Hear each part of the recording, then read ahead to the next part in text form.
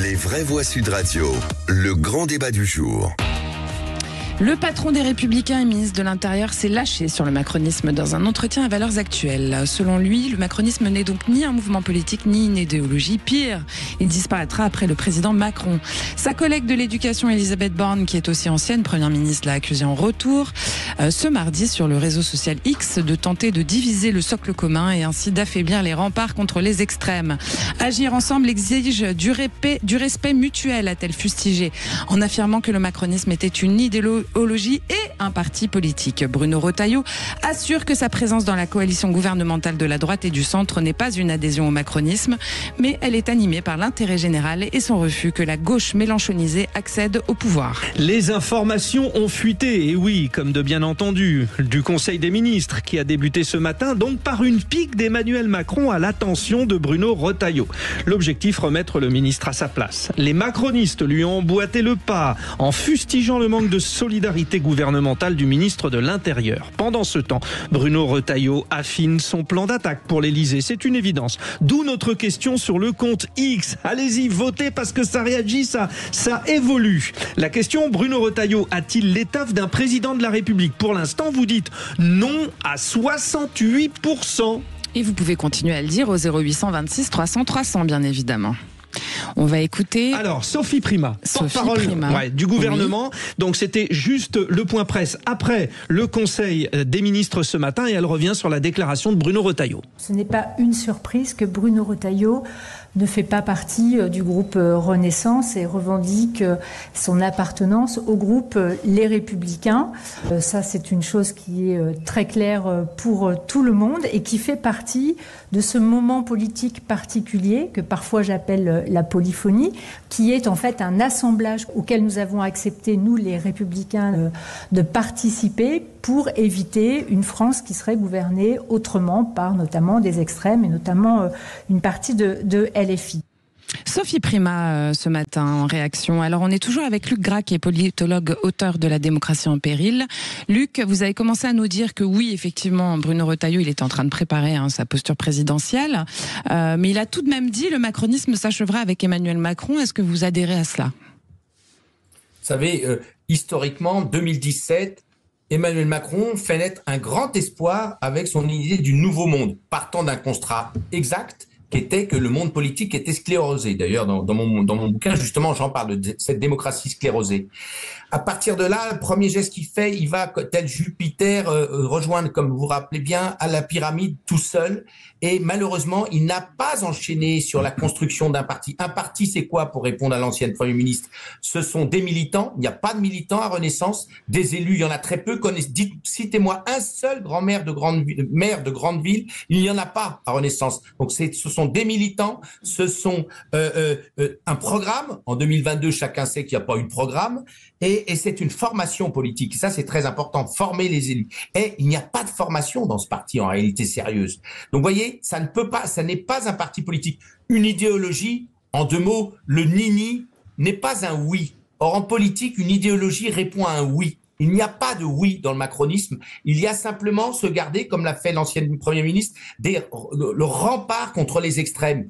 Mais ce n'est pas un programme, ça. Et bon, alors, effectivement, Luc Gras peut très bien être un rempart contre les extrêmes sans avoir besoin des macronistes. Luc Gras, donc sur ce premier point sur lequel vous revenez, on va solliciter nos deux vraies voix. Donc le macronisme déjà, puisque c'est ce qui a été finalement minimisé par Bruno Retailleau.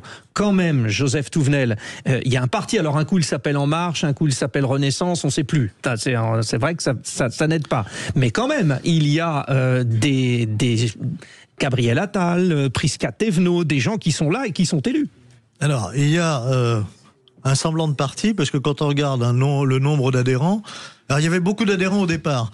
Je rappelle qu'au départ, il avait monté un truc où l'adhésion était gratuite. Ça aide. Ensuite, ça s'est écoulé. C'est comme ça qu'on a rempli les stades au rugby, au départ. Mais en fait, il y a une personne qui s'appelle Emmanuel Macron, c'est pour ça qu'on dit le macronisme. Mais il n'y a rien derrière. D'ailleurs, quand le général de Gaulle s'est lancé en politique, il n'a pas fait un parti gaulliste. Il a fait un parti, il a fait l'UDR, il a fait des partis qui étaient des partis, qui ont d'ailleurs réuni un certain nombre de gens autour d'un programme. Luc l'a très bien dit. Où est le programme? Il n'y en a pas. C'est on change, on navigue, mais il y a difficilement un programme qui peut être tenu quand les promesses d'il y a 2 jours, on nous dit le contraire 3 jours après. Et ensuite, il y a des gens, Attal, etc. Je remarque que chacun fait son micro-parti, ce qui montre bien que, voilà, parce que il y a à la fois des compétences politiques, mais il y a surtout une envie de pouvoir exacerbée, et on se dit, quand le Macron, qui est aujourd'hui le chef, sera mort, je serai peut-être chef à la place du chef. Emmanuel Abramovitch, ce qu'on entend, c'est qu'il y a un gros problème de gouvernance, en fait. Il n'y a jamais eu de gouvernance solidaire telle qu'on peut l'espérer pour la France, c'est-à-dire un président, un Premier ministre et tous les ministres à l'action. Nous n'avons jamais eu cette équipe homogène. Quand il y a les commentaires en sortie de Conseil des ministres qui évoquent que M. Retailleau attaque le rempart de la résistance, mais le premier rempart de résistance qu'il y avait à construire, Monsieur le Président, Mesdames, Messieurs les ministres, c'était pour protéger les Français de tous les malheurs qui les frappent.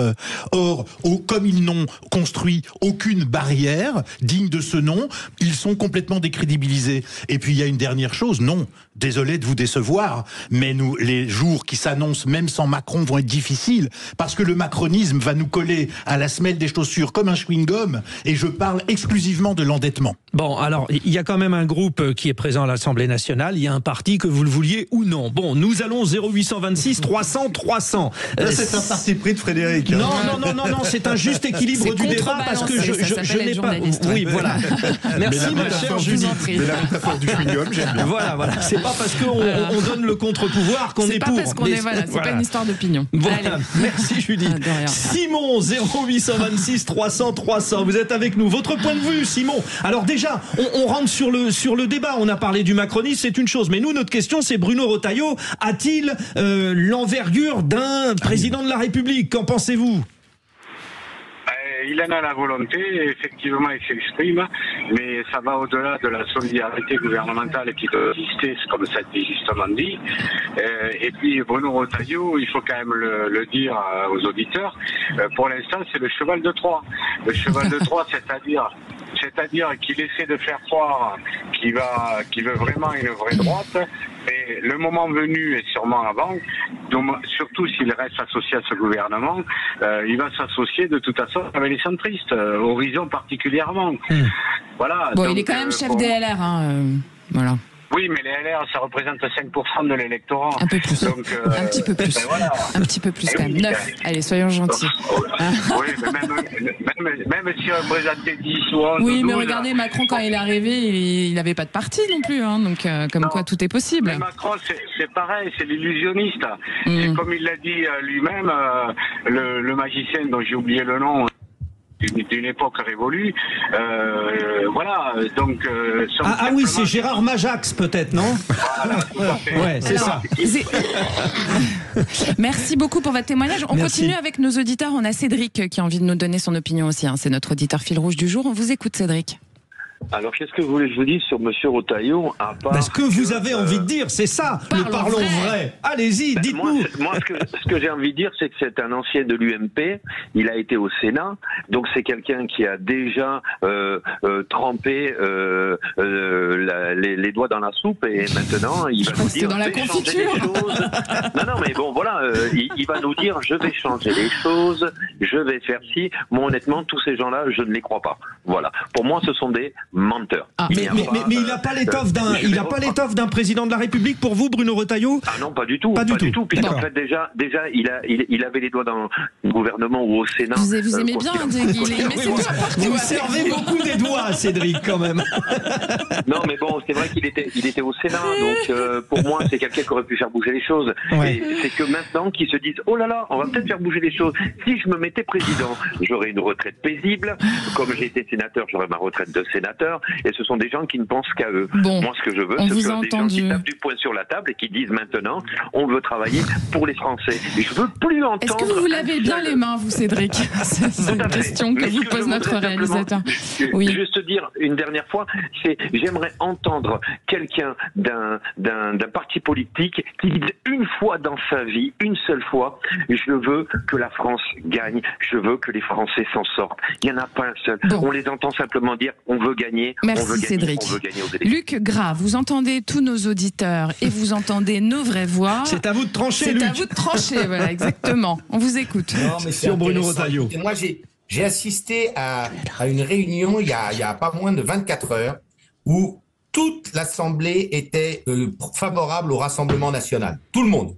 Et j'ai été très surpris de voir que quand on abordait la question Retailleau, la salle se divisait en deux. Alors, c'est pas un sondage, malheureusement, mais la salle se divisait en deux. C'est-à-dire sur toutes ces personnes qui étaient Rassemblement national, il y en avait la moitié qui était assez obligeant avec Retailleau et qui était quand même impressionné par le fait que, contrairement à d'autres, il a, lui, rempli des fonctions exécutives. Il est faux de dire qu'au Sénat, il n'a pas été actif. Il a été très actif. Mais quand on connaît l'équilibre des pouvoirs sous la Ve République, vous êtes au Sénat majoritaire, vous ne pouvez pas faire passer vos textes parce que, à l'Assemblée nationale, d'autres ont voté pour d'autres majorités qui bloquent. Donc, au Sénat, toutes les sensibilités politiques reconnaissent que c'est quelqu'un qui travaillait. Donc, moi, je suis pas là pour prendre parti parce que je suis politologue. Mais la réalité, c'est que c'est une candidature crédible. Et d'ailleurs, quand on regarde le sondage 68%, c'est pas 95%. Vous voyez. Or, souvent, moi, je suis habitué à Sud Radio que ce soit 95%. Ça peut arriver. Là, on est passé à non.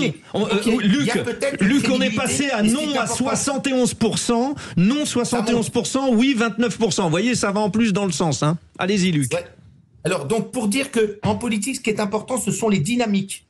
Cette personne qui était pourtant dans le milieu politique, ça c'est vrai ce que disait l'auditeur, depuis des années, il n'était pas connu. Il est connu et en visibilité depuis qu'il est ministre de l'Intérieur. Et c'est pourquoi, dans sa stratégie, il va y rester le plus longtemps possible. Parce qu'il marque des points au niveau du ministère de la Parole. Il peut pas faire plus, il n'y a pas de majorité. Et en plus, dans son propre gouvernement, dès qu'il lève le petit doigt, on le voit, tout le monde se focalise contre lui. Donc, il a une dynamique relativement populaire qui fait que c'est un candidat crédible. À ce stade-là, on peut pas aller beaucoup plus loin. Il a rempli des missions exécutives, ce qui lui donne du crédit. Il a une dynamique électorale. Et enfin, et comme l'a dit Judith, c'est quand même le chef de LR, excusez-moi, mais le LR à côté du RN en termes d'implantation militante, en termes d'élus locaux, oui, en termes de maire de grande ville, etc., c'est autre chose. Bien et sûr. enfin, et en conclusion, pendant longtemps, le RN était à 1%. Enfin, le Front National était à 1%, et il disait à l'époque, c'est pas parce qu'on est à 1% qu'on ne peut pas peser demain. Eh bien, qu'ils s'appliquent à eux-mêmes ce qu'ils disaient hier. Bravo. Emmanuel Abramovich-Retailleau, il a dit notamment qu'il considère représenter une droite utile, mais pas docile. Donc en fait, effectivement, son rôle de ministre de l'Intérieur nous permet de le découvrir et lui de s'installer dans cette posture présidentielle. Il a la sémantique aisée, c'est très bien, sauf que des comme ça, on en a déjà eu, et la France ne va pas mieux. Ce que je comprends, moi, dans l'expression du suffrage des auditeurs, c'est que c'est pas le tout, cette fois-ci, de gagner les présidentielles. Celui qui va gagner les présidentielles doit être capable de déscléroser, de dénoyauter la France de ces syndicats qui se sont incrustés dans la fonction publique, à l'éducation nationale, dans la justice, dans les transports, dans la fonction hospitalière. Et les Français n'en peuvent plus de souffrir dans tous ces domaines de la vie française citoyenne qu'ils payent avec leurs impôts et de subir le diktat des minorités. Et je pense que le vrai défi du prochain président de la République, c'est d'arriver à libérer la France et les Français de ce noyautage. Bon, est-ce que Joseph Touvenel, Bruno Retailleau est l'homme qui peut relancer la droite, l'homme qui peut tuer le RN, ou rien du tout? À savoir pourquoi le RN n'est pas de droite. Et quand vous dites relancer la droite, la question qui se pose... Non, la droite républicaine, on va dire ça comme parce ça. qu'ils ne sont pas républicains? Ils sont extrêmes. Bah oui, d'accord, ils sont extrêmes. Le général de Gaulle aussi était extrême. Donc il faut définir les choses. Pour trancher, non, mais pour trancher il y a sur quand même une différence entre LR et RN. Il y a un moment donné, on n'est pas tout à fait dans son... Sinon, ils ne seraient pas du même parti. Il y a sans doute une différence. Je voudrais savoir où est la différence sur la sécurité, sur l'immigration, sur la natalité. On trouve des différences sur peut-être l'économie. Oui. D'accord. Plus libéral pour les LR. Ça veut dire que si on a une différence sur l'économie, on est extrême. Mais non, il faut on vient de dire les LR. Non, les LR, justement. Oui, les plus extrêmes, si on est libéral, seraient les LR. Ben oui. Donc voilà. les extrêmes sont les LR. Mais ça reste. Mais c'était pas la question. Ça reste deux partis. Alors, vous avez dit la droite, mais il y a plusieurs droites. Donc on l'appelle extrême, Jean-Claude, Michel ou Jean-Pierre. La question qui se pose.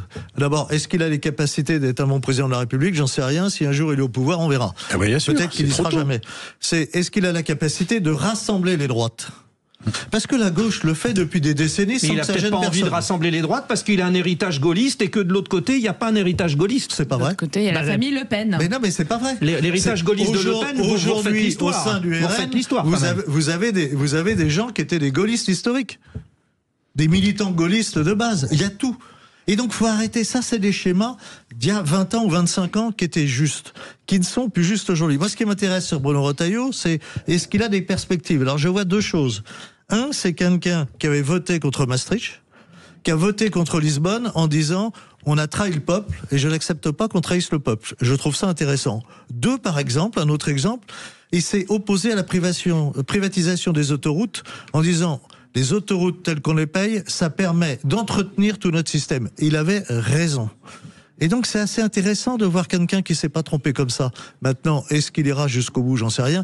Pour terminer sur les syndicats, j'ai cru que vous parliez des syndicats patronaux. Et on conclut. Parce que, Joseph que Touvenel, je voudrais aujourd'hui- juste non, mais redonner la parole à aujourd'hui, Luc Gras il ne avant- faut pas Oui, confondre ce qu'on nous raconte aux 20h D'accord. avec le travail qui est fait tous les jours constructif dans les entreprises par Merci. l'entente entre syndicats patronaux et syndicats de salariés. En général, Allez, ce qu'on Luc Gras, raconte aux 20h, Luc c'est Gras, juste. excusez-moi, bien sûr non, que du syndicat excusez-moi, qui sort s'il de vous sa plaît, mission je redonne la première. parole à notre invité, Luc Gras, qui est politologue, auteur de La démocratie en péril. Pour terminer ce débat, s'il vous plaît, on vous laisse la parole, justement. Et petite Allez-y, conclusion, petite cher Luc Gras. conclusion très courte. Très courte conclusion, je reprendrai ce qu'ont dit, je crois que c'est Emmanuel et mon cher Joseph. Je crois que la France est effectivement sclérosée, que les problèmes sont très clairement identifiés par les Français dans les études d'opinion depuis des mois et des mois. C'est la question du pouvoir d'achat. Autrement dit, le travail ne paie pas, contrairement à ce qu'on dit en France. Ce qui paye, c'est la finance, mais c'est pas le travail. Premier point. Deuxième point, l'hémiplégie totale d'une partie du personnel politique par rapport aux questions de sécurité et de pression migratoire. Peu importe, celui qui arrivera à traiter À se saisir de ces points. questions-là, eh bien celui-là, il aura une dimension présidentielle. Merci beaucoup Luc Gras. Je rappelle que vous êtes politologue, auteur de La démocratie en péril. Merci d'avoir participé au débat avec nous. Aujourd'hui, vous restez avec nous comme notre auditeur Cédric, puisque dans un instant, on va jouer. C'est un petit quiz concocté par mes soins. Aujourd'hui, je ne Ça vous va être dis bien. que cela. On Allez, avait dit à que ça tout de serait rugueux, suite. les débats.